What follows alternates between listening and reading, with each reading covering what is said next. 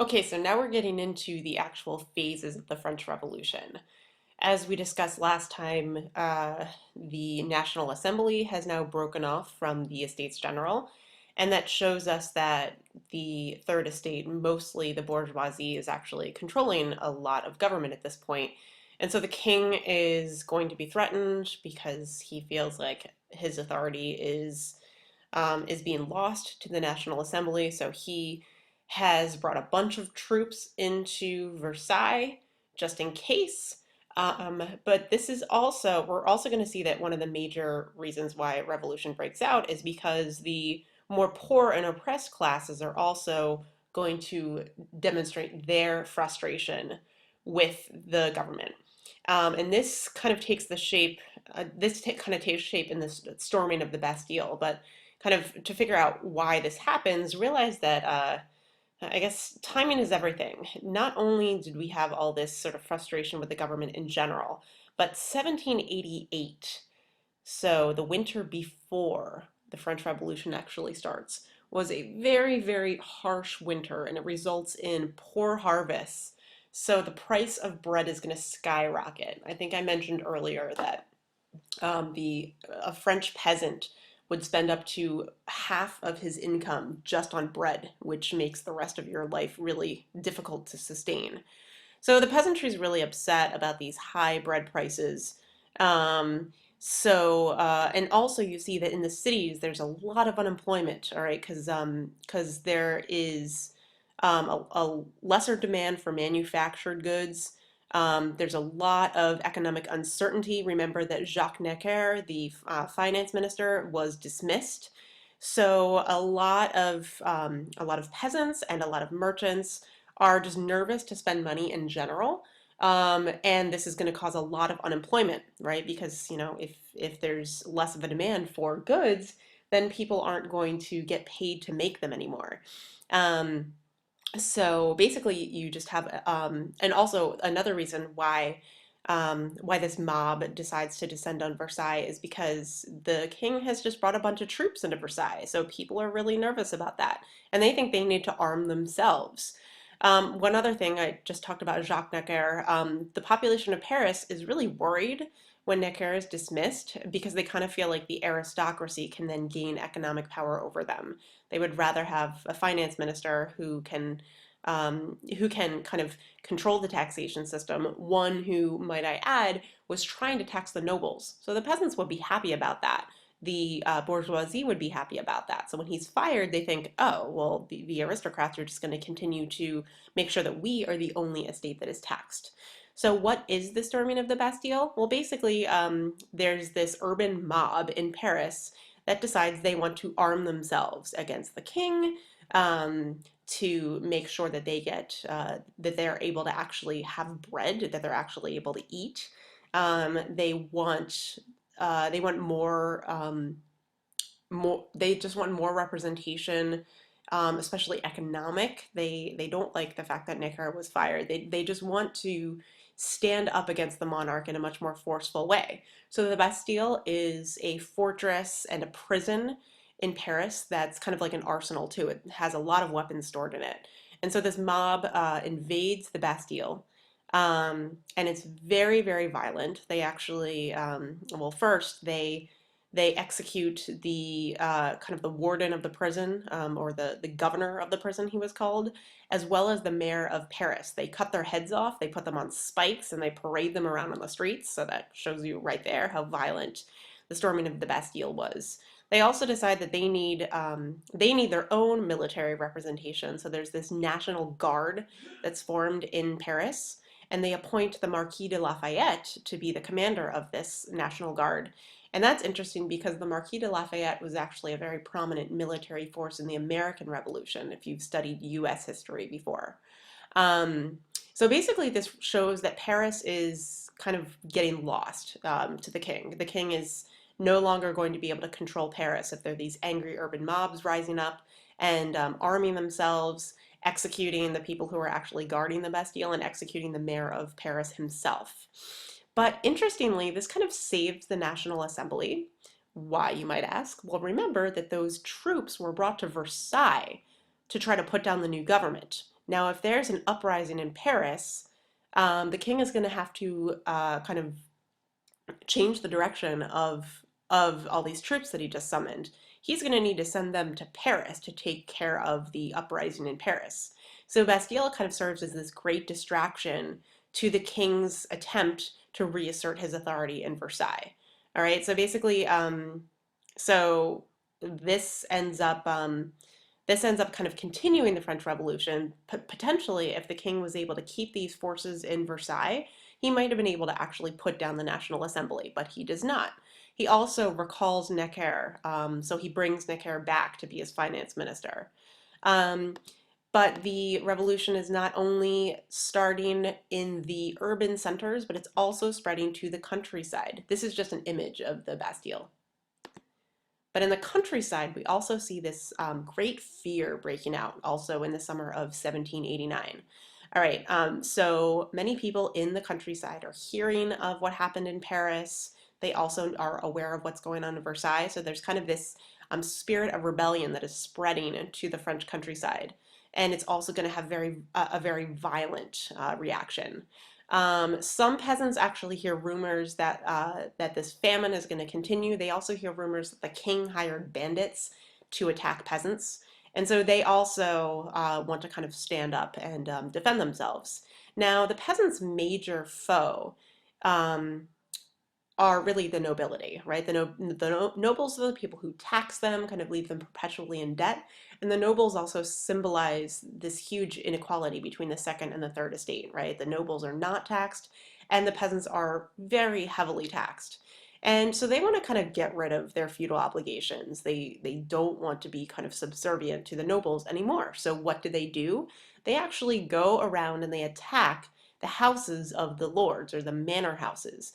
And when they get there, they find the legal records of their own feudal obligations, right? So basically, whatever money they owe or whatever work they're supposed to do for the lords, and they destroy them, right? So if you can't find anything in writing, then a peasant might not necessarily have to fulfill any of his feudal obligations.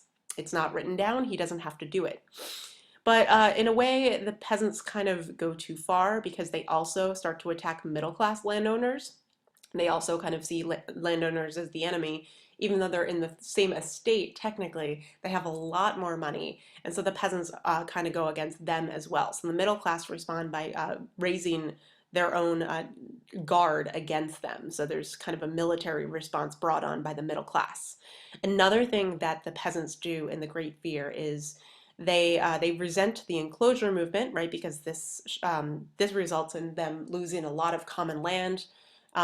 Basically, remember how much bigger farms got during the agricultural revolution after the enclosure movement. This means that most farmers have a little bit more money because they have to buy these large pieces of land to enclose. Okay, so what the peasants are going to do is they're going to tear down a lot of these enclosures. They're also going to recapture old common lands and they're going to seize forests. So basically, they're going to try to like undo a lot of the things that were happening during the agricultural revolution that were benefiting people with more money. So obviously there needs to be some sort of response to this violence. So the National Assembly, remember the National Assembly is mostly the third estate, they know that they have to do something to appease the peasants to kind of put down the violence of the Great Fear.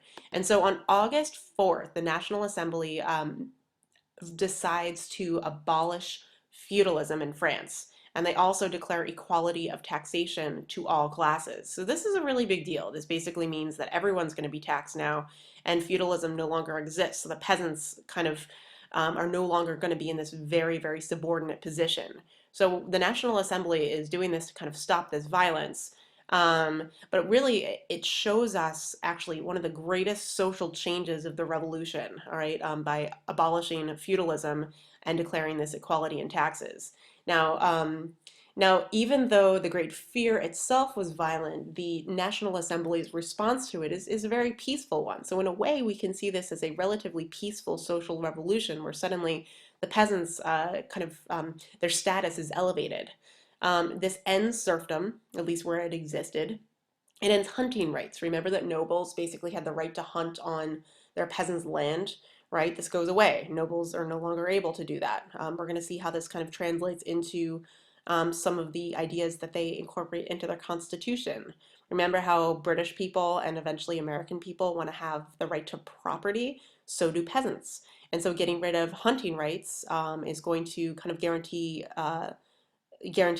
the freedom to have your own individual property.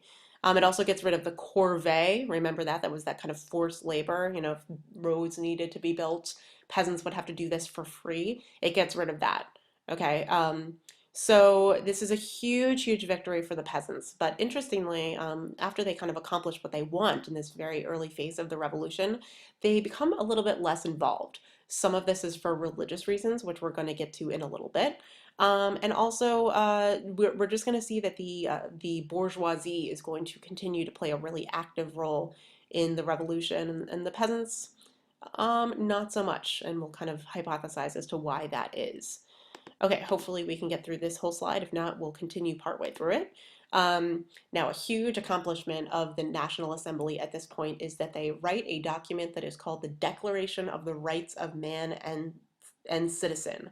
We can see this as kind of the start to a constitution for France, okay, because a lot of the things that this declaration has in it um, are kind of guaranteeing certain rights to the people of France, right? This is very much influenced by the American constitutional ideas. Remember that the French were inspired by the American Revolution. So one of the things that it guarantees is due process of the law, right? It also says that a citizen is innocent until proven guilty, right? This basically shows us that sovereignty, that power is coming from the people, not the king. All right, and again, this is going to embody a lot of Enlightenment philosophy, or we could also call this classical liberalism, that the members of the National Assembly believed that men were born and remained free and equal in rights. Okay, so none of this, tax and exemption for certain classes. They also believed that national rights were liberty, property, security, and resistance to oppression. So a lot of these ideas are coming from John Locke. They also believe that law is expressed by the general will. That's Rousseau, right? So we see Enlightenment ideas kind of directly inserted into this Declaration of Rights of Man and Citizen. All right, other things that it guarantees: freedom of expression of the press and of religion. Basically, liberty means you can do anything so long as it's not injuring others. All right, this also another thing that they want, and they declare here, is that you can only raise taxes with common consent. So one of the huge problems that they were having with the king. Um, Also, they call for the separation of power in government through separate branches. All right, this is straight from Montesquieu. Okay, and we're going to see ultimately how they try to do this in a little while.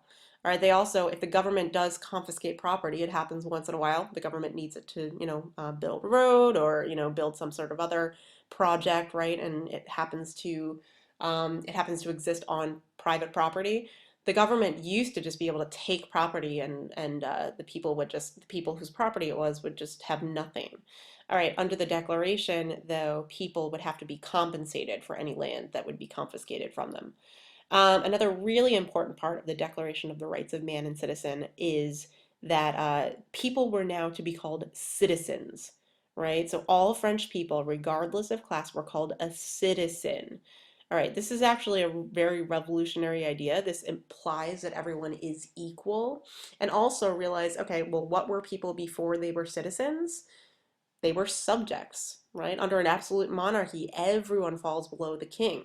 Now, if we're calling each other citizens, this implies equality, and it also, again, lessens the sovereignty of the king, right? He's still around, but he's going to have to share his power considerably with the National Assembly. Okay, so what we're going to see is that the National Assembly, even though it makes all these declarations, it is going to kind of struggle with what to do with the monarch's power. There are some more kind of liberal or radical members of the National Assembly that want to go farther than a constitutional monarchy. They actually want to get rid of the monarch altogether. There were other more conservative members of the National Assembly that said, okay, all we need is a constitutional monarchy. We still should have a king. All right, so after the adoption of the Declaration of the Rights of Man, we see the National Assembly start to divide.